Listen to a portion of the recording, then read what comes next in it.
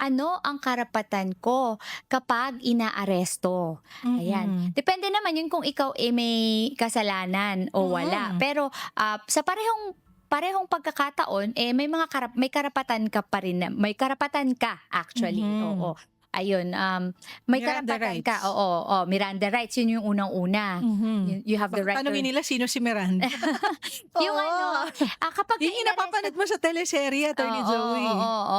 Kapagka inaaresto ka, regardless kung may kasalanan ka o wala, dapat, binasahan ka nung Miranda rights o yung napapanood niyo sa TV, yung you have the right to To remain remain silent. silent, Mhm. anything you say may be used against you. Yun ba yung Miranda rights, Yes, Attorney M? oo. Tsaka hindi basta-basta binabasa yun, dapat naiintindihan. Kasi kung halimbawa hindi marunong Oo, mag-Ingles, Attorney oo, Joey, dapat kailangan sa language na nauunawaan mo. Oo. oo. Tapos, dapat naman dapat alam mo kung bakit pinagbibigay alam sa'yo kung bakit ka inaresto, Mhm, 'di ba, mm. Attorney M? Di mo alam bakit ka inaaresto, 'di ba? Oo, Paliwanag naman sa'yo bakit ka mm, inaaresto, yun nga 'no. Assuming na valid yung arrest 'no, you have the right to remain silent. Anything you say mm. can be used against you. Against You you. have the right to counsel, Oo, 'yun. preferably of your choice. If not, Mm. one will be provided for you. Oo, I'm so ayun. proud of myself Oo for nga, puwede kang remembering that. criminal lawyer, Attorney M, 'no? Criminal Oo. law.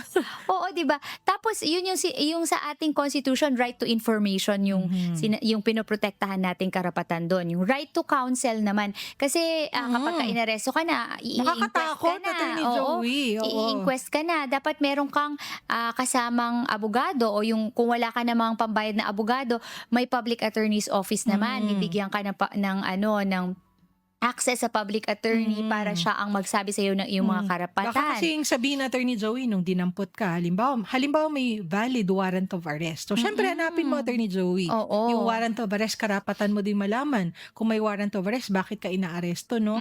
Tapos Mm. yun nga, babasahan ka ng tinatawag nating Miranda rights. Right to And then, counsel. o right to counsel, Attorney Joey, hindi pwedeng sabihin sa'yo ng pulis na bukas pa yung abogado, bukas na lang. O, Oo. hindi pwede. Kapag sinabi, kailangan ko po ng abogado ngayon, they will provide. Kasi merong Oo. mga attorney, di ba, sa PAO, may Oo. naka-duty talaga na abogado na nandyan kapag kailangan ng isang tao ng abogado at wala siyang Oo. makuha, maipoprovide po talaga para sa kanya. Oo, tsaka wag kayo basta-basta naniniwala dun sa, umamin ka na para mas bumaba yung kaso mo. Tinatakot kasi, Oo, attorney, kasi eh. extrajudicial confession 'yan, dapat meron kang kasamang abogado kapagka nangungumpisal ka ng ganyan. 'Pag pinapaamin ka, sabihin mo talaga na, dapat Antayin ko po yung andiyan, oo, abogado. aantayin ko yung abogado ko, huwag kang magsasalita hangga't wala kang kasamang legal counsel na poprotekta. Tapos, yung legal counsel mo ang magsasabi sa'yo ano ang mga susunod na gagawin Depende procedurally. kasi, Oo, Attorney like Joey. yung, siyempre kung yung sinasabi ko kanina, kasi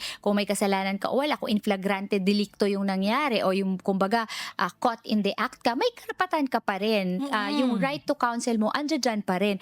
Yun nga lang, magkakaroon ng medyong difference lang konti sa procedure kasi, magkakaroon tayo ng yung iba kasi may i-inquest pa, 'di ba? Mag-inquest proceedings pa.